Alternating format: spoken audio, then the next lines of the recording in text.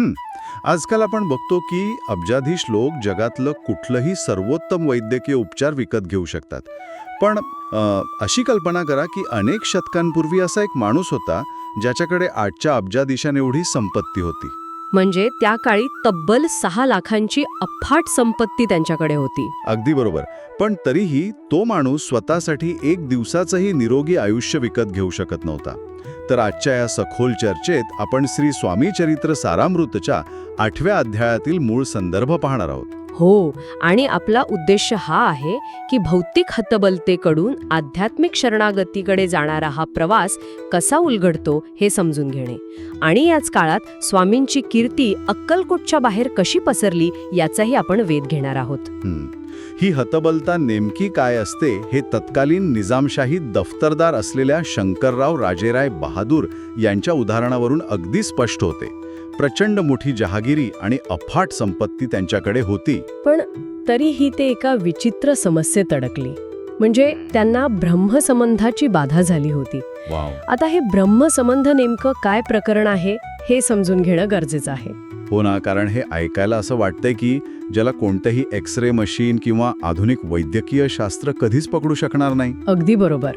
या ग्रंथांमधील संदर्भानुसार बघायला गेलं तर ब्रह्मसंबंध म्हणजे एक अतिशय तीव्र आणि न सुटलेली पूर्वकर्माची गुंतागुंत असते. अच्छा. साध्या भाषेत सांगायचं तर ही अशी एक अतर्क्य बाधा आहे ज्यामुळे शंकररावांचं शरीर काळवंडलं आणि त्यांना अक्षरशः असाध्य व्याधी जडल्या. बापरे. म्हणजे भौतिक आजारांवर वैद्यकीय उपाय असतात, पण जेव्हा एखाद्या आजाराचं मूळ हे पूर्वकर्मात असताना तेव्हा त्यावर साधी औषधं अजिबात काम करत नाहीत. एक्झॅक्टली. म्हणूनच त्यांच्या पैशांचा तिथे काहीच उपयोग झाला नाही. शंकररावांनी अनुष्ठाने केली, अन्नदान केलं, ब्राह्मण संतर्पण वगैरे सगळं करून पाहिलं. हे म्हणजे बँकेचं खरं कर्ज मोनोपोली खेळातल्या खोट्या नोटा देऊन फेडण्यासारखं आहे. म्हणजे चलनाची जातकुळीच पूर्णपणे वेगळी आहे तिथे. क्या बात है. हे अगदी चपखल उदाहरण दिलं.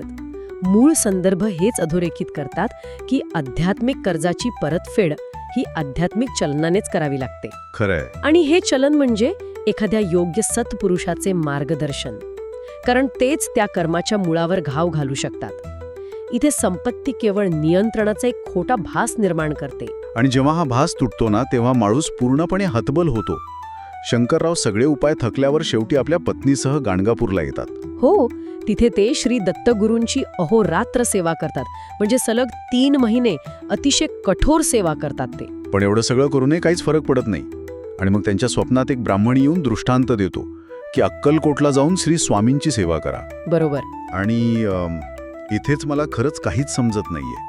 म्हणजे इतक्या हतबलतेनंतर जेव्हा देव स्वतः स्वप्नात येऊन मार्ग दाखवतोय तेव्हा तो माणूस चक्क त्याकडे दुर्लक्ष कसा करू शकतो?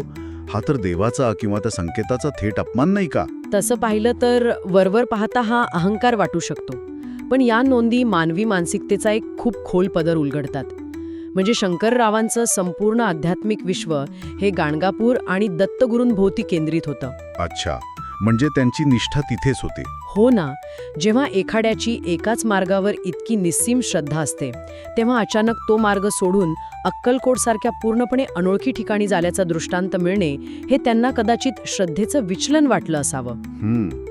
म्हणजे ते देवाचा अपमान करत नव्हते तर एका अनोळखी संकेतापासून आपल्या श्रद्धेचं रक्षण करत होते असं म्हणायचंय तुम्हाला? अगदी तेच. म्हणजे त्यांचीच ती तीव्र भक्ती त्यांच्यासाठी एक अंधुक कोपरा किंवा अडथळा बनली होती. ते आपल्या परिचित चौकटीला इतके घट्ट धरून होते की त्यांना पुढचं पाऊल दिसतच नव्हतं. नेमकं हेच. आणि म्हणूनच या अध्यायात अद्वैत ही संकल्पना अतिशय सुंदरपणे मांडली आहे. ईश्वरी शक्ती त्यांच्या या गोंधळावर अजिबात रागवत नाही. अच्छा. हो, उलट त्यांना पुन्हा एकदा दृष्टांत दिला जातो. दत्तगुरू आणि श्री स्वामी समर्थ हे 2 वेगळे देव नसून एकाच ऊर्जेची 2 रूपे आहेत. हा अद्वैताचा साक्षात्कार त्यांना होतो. म्हणजे त्यांच्यात कोणताही भेद नसण्याचा तो साक्षात्कार असतो. मुक्काम तोच असतो, फक्त मार्गदर्शक बदललेला असतो. बरोबर. आणि याच साक्षात्काराने शंकरराव गाणगापूरची ती परिचयाची चौकट सोडून अक्कलकोटाकडे जाण्याचा निर्णय घेतात. आणि इथूनच मग एका नव्या अध्यायाला सुरुवात होते. होय. परिचित विश्वातून अज्ञात मार्गावर जाण्याचा हाच तो निर्णायक क्षण आहे. इथूनच स्वामी समर्थांची कीर्ती केवळ स्थानिक पातळीवर न राहता दूरवरच्या भक्तांपर्यंत पोहोचते. म्हणजे केवळ आध्यात्मिक ओढीने लोक अक्कलकोटला खेचून येऊ लागतात. हेच या 8व्या अध्यायाचं मुख्य सार आहे. अगदी बरोबर. हा प्रवास खरोखरच अचंबित करणारा आहे. बँक बॅलन्सच्या भरोशावरून थेट अज्ञाताच्या चरणी लीन होण्यापर्यंतचा हा बदल खूप काही शिकवून जातो. नक्कीच. आणि ह्या सखोल चर्चेच्या शेवटी हा एक अतिशय रंजक प्रश्न मागे उरतो.